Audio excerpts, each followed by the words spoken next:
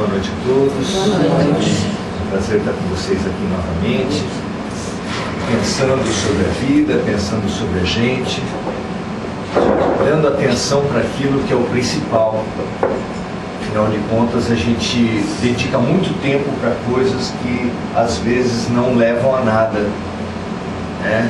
A gente às vezes se vê fazendo coisas, assistindo programas, vendo filmes, estando em lugares, desenvolvendo conversas que evidentemente não levam a nada.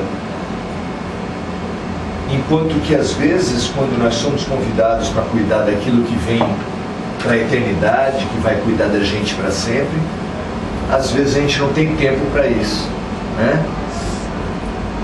Muitos de nós aqui talvez já tenhamos tentado trazer algum conhecido, algum parente, né?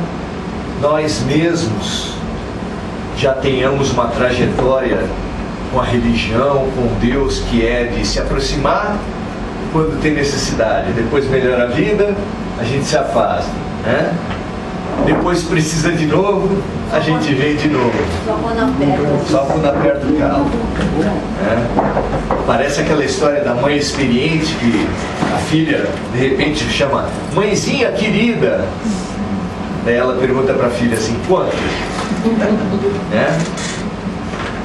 Nós às vezes somos muito interesseiros na nossa relação com Deus.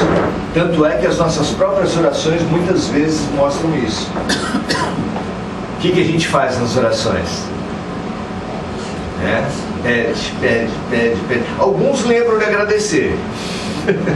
Alguns lembram de agradecer, mas às vezes o agradecimento leva só uns minutinhos e os pedidos levam um tempão, né?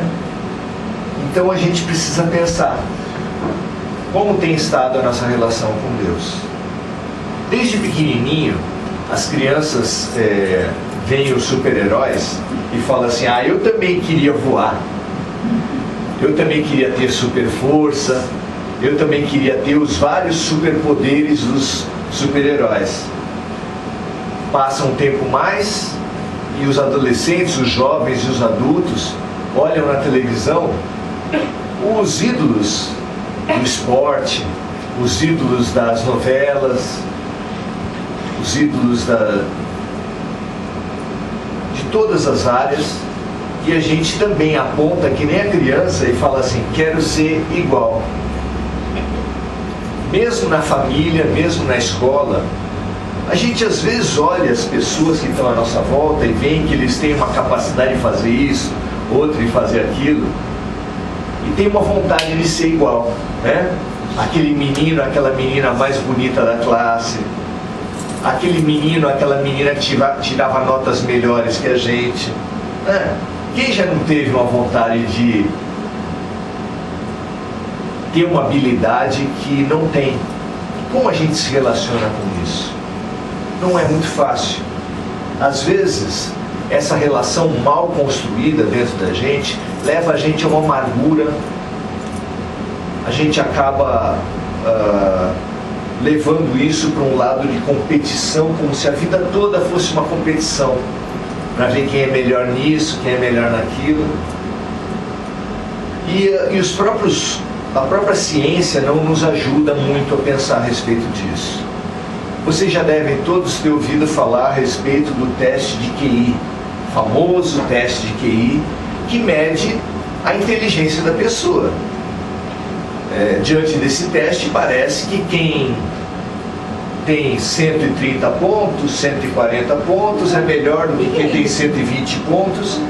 É um teste que as pessoas fazem para, resolvendo uma série de problemas, mostraria a inteligência de uns sobre as outras. Só que até hoje as pessoas ainda pensam nesse modelo do teste de QI e a ciência já evoluiu. E ainda tem muita gente ainda pensando dessa forma. Por pensar dessa forma, é que um empresário muito conhecido, de muito sucesso, às vezes acha que ele vai ser bom na presidência da República, como o Silvio Santos, por exemplo. Mas pensando assim, que o Pelé também pensava em ser presidente da República, porque o Pelé é muito bom, é o brasileiro mais conhecido de todos os tempos, portanto, se ele é muito inteligente, ele seria um ótimo presidente da República. Será? Será que é exatamente assim? A ciência evoluiu. A ciência evoluiu e hoje, pelo menos, se fala em 9 tipos de inteligência diferentes. De forma que uma pessoa pode ser muito inteligente para falar e outra muito boa para fazer. Alguns podem ser muito bons para as atividades, para o esporte, para calcular a relação espacial das coisas, enquanto que outros vão ser bons para matemática, bons para aspectos diferentes. Então existem tipos e tipos de inteligência de uma maneira tão diversificada que já levam a gente a questionar, com base científica, essa mania de competir, essa mania de ficar se medindo.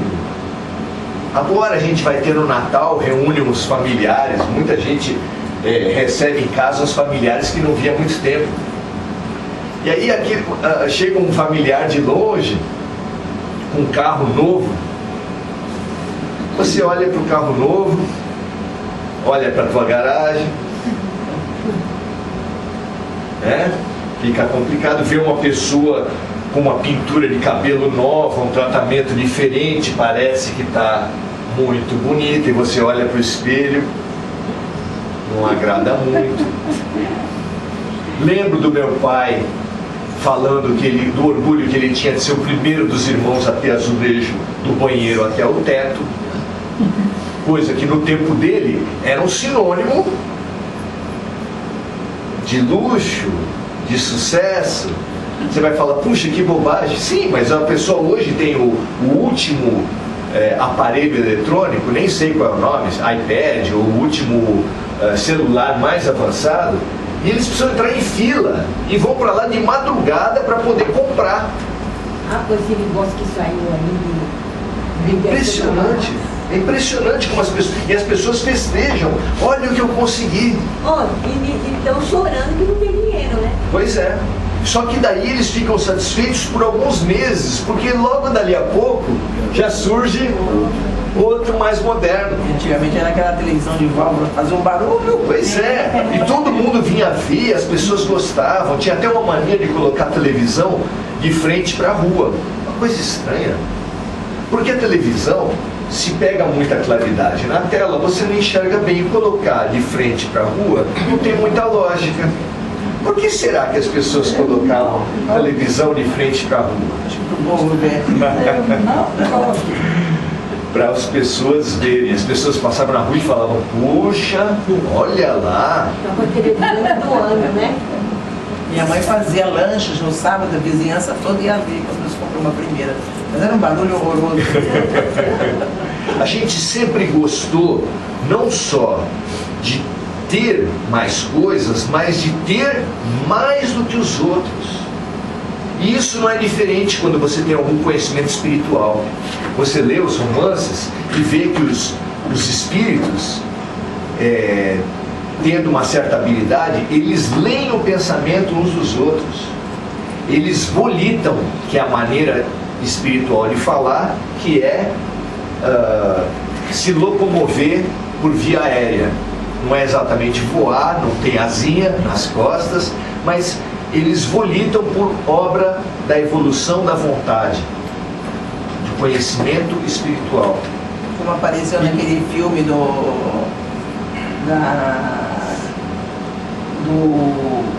oh meu Deus, me esqueci o nome agora. Do que é? Não, aquele da casa, meu Deus, esqueci o nome agora. Não interessa o nome do filme, fala da coisa. Foi que ele saiu do Allan Kardec. Não foi do Allan Kardec, ele foi, depois ele foi visitar a família. Nosso Lar. O Nosso Lar, isso, o Nosso Lar. André Luiz. Puxa, obrigada. André Luiz. Deu branco. Que André Luiz foi e visitou a família ele depois. Ele fez isso, então... Então muita gente se surpreende quando vem em Nosso Lar que tem dinheiro em Nosso Lar. Como é que é dinheiro? Para que dinheiro no mundo espiritual? Porque as pessoas não trabalham e estudam por vontade própria. Vocês, alguma vez, a mãe de vocês já chegou e falou assim: filhinho, filhinha, quer ir para a escola hoje? Ou quer brincar? Vocês lembram da mãe ter perguntado isso? Nunca perguntou. Sabe por quê? Porque a gente precisa ter um objetivo, a gente precisa ter alguma coisa para alcançar, senão você não anda, você não vai, o pensamento da gente é limitado. Por isso é que os dons espirituais, eles vão sendo dados aos poucos para as pessoas. Você vai pegar e dar uma faca bem afiada para um menininho de 3 anos de idade? Bem afiada? Imagina. Quem dá? De jeito nenhum. Por quê? Porque ele pode usar aquilo contra ele mesmo ou machucar terceiros. E assim é qualquer dom. Qualquer dom humano, ele pode ser bem ou mal utilizado. Por exemplo, aqui no Guarujá, conta-se que Santos Dumont se suicidou. É um dos brasileiros de maior sucesso, o inventor do avião. E ele se matou. Sabe por quê? Porque estavam usando mal o invento dele. Na Revolução de 32, foi usado pela primeira vez no Brasil um avião para bombardear de brasileiros matando brasileiros. Tudo nós podemos usar de um jeito ou de outro. Tem agora, com esse escândalo de corrupção, a gente não vê que tem muita gente usando mal a inteligência? Nossa Senhora, o que mais tem a gente usando mal a inteligência? Porque alguém acha que aquelas pessoas que montam o esquema de corrupção são burros? Vocês acham que eles são burros? Sabe, muito pelo contrário, sabe o que estão fazendo. Sabe o que estão fazendo. E até o fim da semana vai estourar a bomba. Tu não viu? Sabe o que estão fazendo. Essa expressão é muito interessante. Porque a gente acha que eles sabem o que estão fazendo, porque eles são inteligentes para montar aqueles meios. Mas se eles pensassem um pouco mais na frente, se eles pensassem na dimensão espiritual, eles iriam agir muito diferente. Qual foi o maior crime da história da humanidade? Hitler matando os judeus? Não. Os brancos fazendo a escravatura contra os negros, matando milhões de negros para poder tirar dinheiro deles nas suas fazendas? Será que esse foi o maior? Eu acho que não. Acho que o maior crime da humanidade foi cometido pela pessoa mais limpa, mais clara, mais lúcida que já pisou na terra. Jesus Cristo.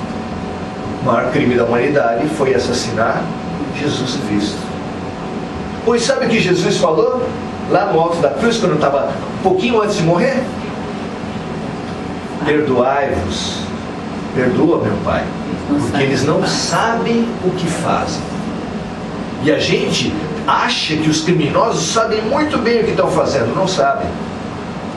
Se Hitler, se os corruptos, se os assassinos soubessem toda a consequência espiritual que daria por diversas vidas, por milênios que eles estariam acarretando aquele ódio das pessoas, aquela mágoa, eles não fariam o que fazem. Tem muita gente que reclama das panelinhas, dos esquemas de corrupção, mas quando é dada uma oportunidade, ele também resvala. Será que terá nessa sala aqui alguém que nunca colou na sua vida escolar? O que é a cola? A cola é o caminho mais fácil de você conseguir a nota, mas tem um caminho mais difícil. Qual é? Estudar. Ou seja, todo mundo sabe do que eu estou falando. Conseguir dinheiro. Qual é o meio mais difícil de conseguir dinheiro? Trabalhar. Trabalhar. Segunda a sexta, chefe, transporte, não dão valor, aquela porrinhação na cabeça. Todos nós sabemos o que é isso. Mas tem um meio mais fácil, que é o quê? Pegar de quem tem. É super fácil. Mas aí é desonesto. Pois é. As consequências quando é pego. É o que aconteceu na política, né? Só que as pessoas pensam na consequência até certo ponto. Elas pensam na consequência só aqui. E nós sabemos muito bem, pela nossa vida, pelo que a gente vê na televisão, pelo que a gente sabe da história, que nem todo ladrão é pego. Nem todo criminoso é pego. E isso causa o que sentimento na gente? Raiva, revolta. Como é que essa gente dorme em paz, não? Onde é que Deus estava quando permitiu que isso acontecesse?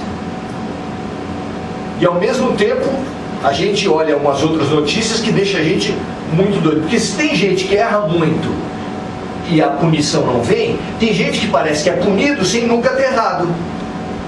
Uma criança nasce com paralisia infantil, nasce com paralisia cerebral, nunca vai escrever o próprio nome, nunca vai ser capaz de desenvolver nada na vida. Onde é que Deus está? Onde está a justiça de Deus? São esses espíritos que encarnam que aí estão pagando, não é? Na verdade, os dois fenômenos que a gente tanto revoltam a gente, eles têm a mesma matriz. E só você pensando a vida do ponto de vista da eternidade, das vidas sucessivas, é que você vai poder de novo, finalmente, se reconciliar com a ideia de Deus.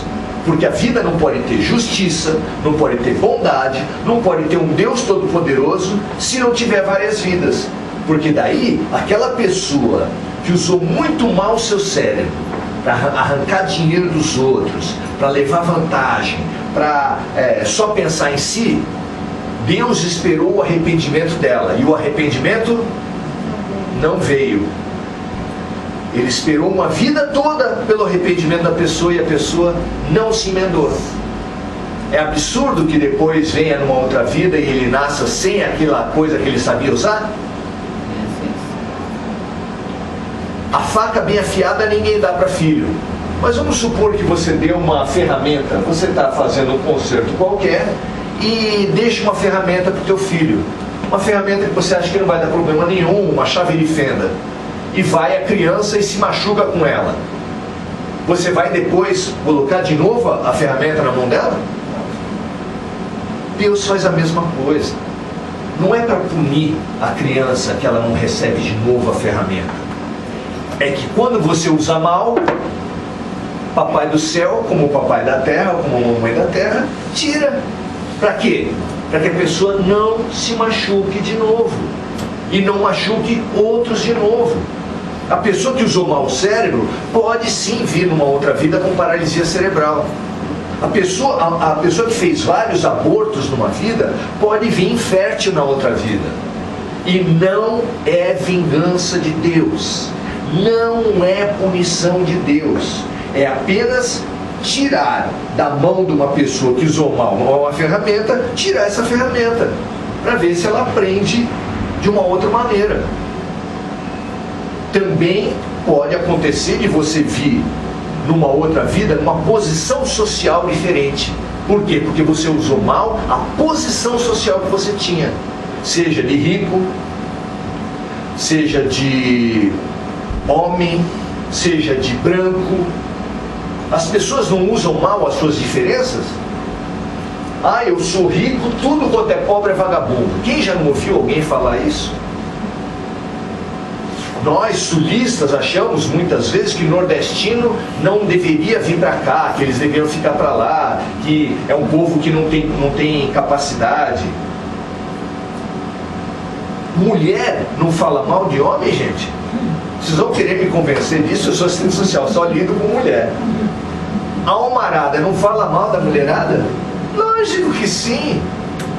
Nós adoramos falar mal uns dos outros como se nós fôssemos os melhores. Corintiano fala mal de santista do mesmo jeito que santista fala mal de corintiano. Isso é só uma maneira coletiva de ser egoísta. Porque nós nos achamos melhor que os outros. E aí, por extensão, todo mundo que é parecido comigo é melhor do que os outros. No caso, homem é melhor que mulher, branco é melhor que negro, brasileiro é melhor que argentino, e vai por aí afora. Quando a gente cai nessa bobagem, e quantas vezes a humanidade já não caiu nessa bobagem, a gente comete todos os atos de violência que estão aí. Hoje, a gente acha um absurdo os árabes estarem prometendo, os líderes religiosos árabes estarem prometendo o paraíso para quem puser explosivos na barriga e se matar matando os cristãos. Não é um absurdo isso? Pois você olha na história, o que os cristãos fizeram com os muçulmanos, com os árabes, nas cruzadas? Sabe como é que era a cruzada? O Papa falava assim: quem morrer matando árabe está fazendo a vontade de Deus e vai direto pro paraíso. A mesma coisa, rigorosamente. Então é tão absurdo, é sim absurdo o que eles estão fazendo hoje, mas é muito absurdo o que os cristãos fizeram em nome do Cristo contra os árabes. E na verdade, nós vamos ficar assim por quanto tempo? Daqui a uns, sei lá, que as cruzadas acabaram em 1300, vamos supor aí 700 anos depois, eles fizeram, daqui a 700 anos nós estamos fazendo uma campanha para matar árabes de novo, os cristãos. Depois daqui a outros 700, os cristãos, os árabes vêm de novo matar os cristãos. Você nunca viu isso na tua casa? Dois irmãos brigando, e aí você chega lá, quem foi que começou? Aí um aponta para o outro. Aí você vai pesquisar. Não, ele fez isso. Mas antes disso você tinha feito aquilo. Mas antes daquilo tinha feito aquilo outro. Você, quando briga com seu marido, você não fica levantando coisas lá como se diz, do arco da velha? Lembrando de coisas que ninguém mais lembrava. A gente cultiva mágoas. Olha que coisa absurda. A gente cultiva mágoas, sabe para quê? Para ter munição. Quando vier, chumbo trocado. Chumbo trocado não dói, mas não dói, hein? Quem falou isso nunca levou chumbo, porque chumbo trocado dói do mesmo jeito. Mas a gente cultiva essas mágoas, a gente vai fazendo esse movimento para, ao invés de crescer, ao invés de melhorar, a gente, na competição da gente, a gente corta a canela do outro, é mais fácil. Crescer é difícil, certo? Quem consegue crescer aqui? Você põe um salto alto, talvez melhore um pouquinho, né? Mas crescer de verdade você não consegue. Agora, cortar a canela do outro é mais fácil. Quando tem uma campanha política, um fala mal do outro. Quando tem uma desavença em casa, um fala mal do outro. Quando tem uma desavença entre vizinho, no trabalho, em tudo quanto é lugar, um fala mal do outro.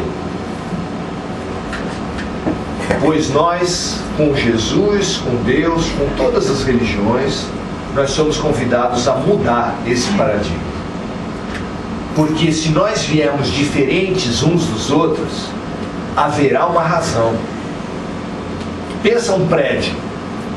Pensa uma equipe de 40 homens para construir um prédio. Se forem todos arquitetos, o que você faz? Constrói prédio? Não, eles só esse prédio vai se erguer? Só dão ordens. 40 engenheiros, 40 serventes de pedreiro para sair desde do projeto até o prédio todo. Você vai conseguir? 40 serventes de pedreiro? Vai conseguir fazer o prédio? E caramba, por que a diferença?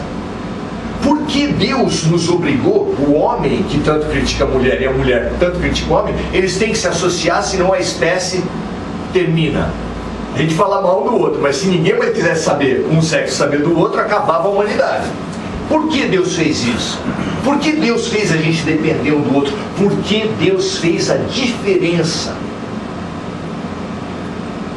Veio aí a Copa do Mundo e deu notícia em tudo quanto é jornal dos japoneses que foram assistir um jogo como todo mundo vai. Foram, um monte de treco, comida, comeram, jogaram tudo no chão, tava aquela sujeira danada. Mas eles tiraram do bolso sacolas de lixo e foram catando tudo. Cataram tudo, ficou tudo limpinho. E eles saíram com a sacola de lixo do estádio. Quantos brasileiros já fizeram isso? Nenhum. Aí foi notícia. Provavelmente os japoneses nem sabiam porque estavam sendo entrevistados. Escuta, por que importância tem uma pessoa fazer isso? Todo mundo faz. Todo mundo faz no Japão. O japonês tem alguma coisa para ensinar para o brasileiro? Muita coisa. O alemão tem muita coisa, o americano tem. Pois o brasileiro tem alguma coisa para ensinar para o japonês? Muita coisa. Lá um adolescente que não passa de ano, às vezes ele se mata. Sabe por que ele se mata? Orgulho de família. Lá ele está representando a família dele. Vocês já ouviram falar em algum brasileiro, algum adolescente brasileiro se matar por passar de ano? Fazer festa eu já ouvi. Porque nós, emocionalmente, a gente é mais... trabalha melhor as emoções, e o japonês ele é muito retido, ele é muito contido, e isso dá... Então, vocês veem que beleza que é Deus colocando peças diferentes como um quebra-cabeça para se encaixarem e fazerem um formato bonito. O homem e a mulher precisam se associar para desenvolver habilidades diferentes, ou o homem é igual à mulher? A mulher é igual ao homem?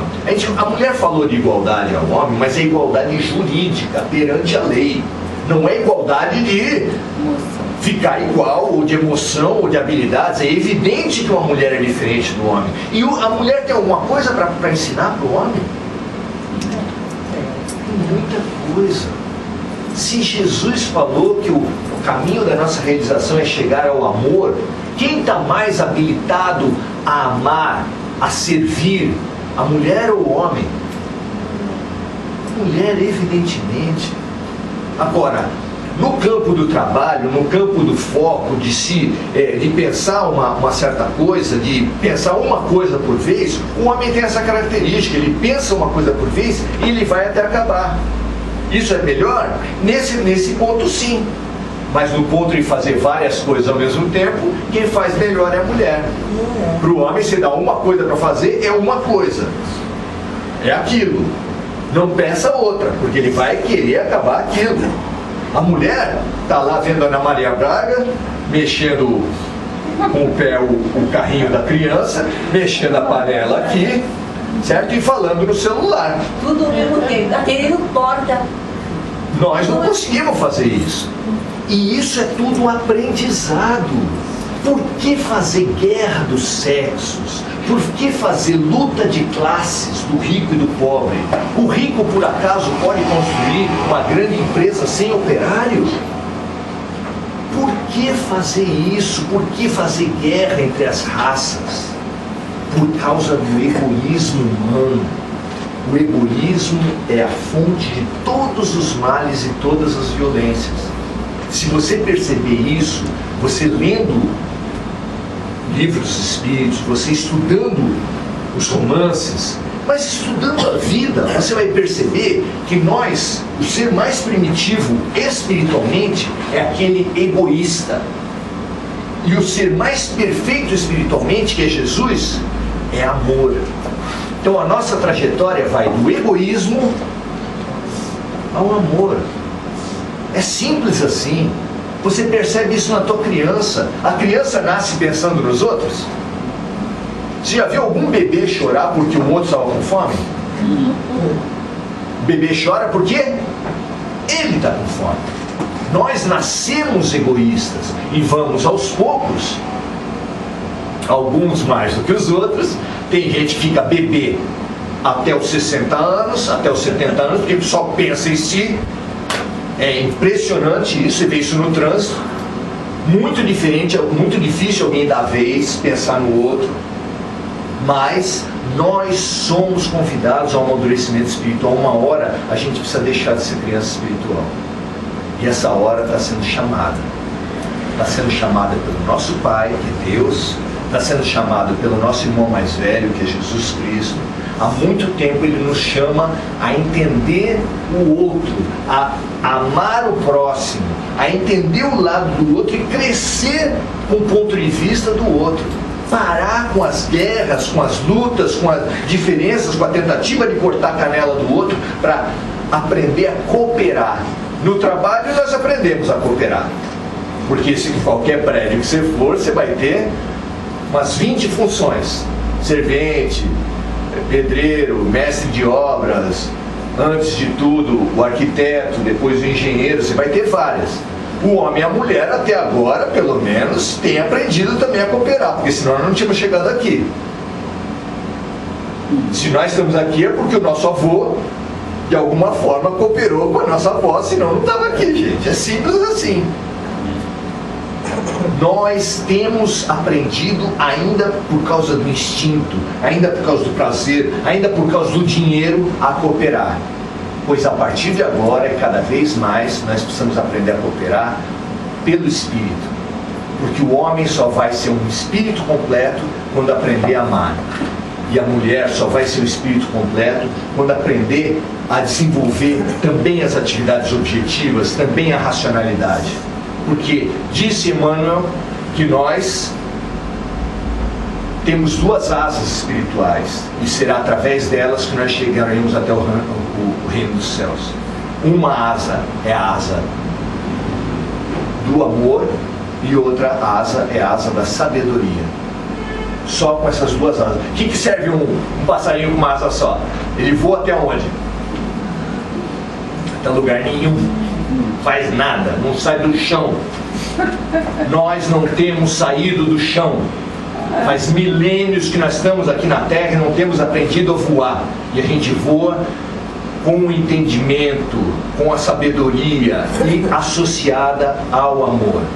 Você recebe uma faca, mas sabe manejá-la. Se descasca o abacaxi, fica tudo bem. Você recebe uma ferramenta, uma chave de fenda e sabe fazer conserto. Nós precisamos receber os talentos, usar os nossos talentos que a gente tem, sem invejar o dos outros, mas usar bem, porque Deus colocou uma ferramenta na tua mão. Ah, eu não tenho dinheiro. Ah, eu não tenho poder político. Deus colocou uma ferramenta na mão de todos nós. Todos nós temos tempo, todos nós temos o nosso pensamento e não há ser no mundo que mande no teu tempo, mande no teu pensamento. Só nós podemos fazer isso. E através do que você pensa, do que você faz, que você vai atrair influências espirituais, companhias boas ou ruins aqui na Terra e vai poder desenvolver todos os seus potenciais. Nós precisamos parar de nos queixar ou de invejar para usar toda essa energia para desabrochar e voar com sabedoria e amor. Obrigado, gente. Obrigado.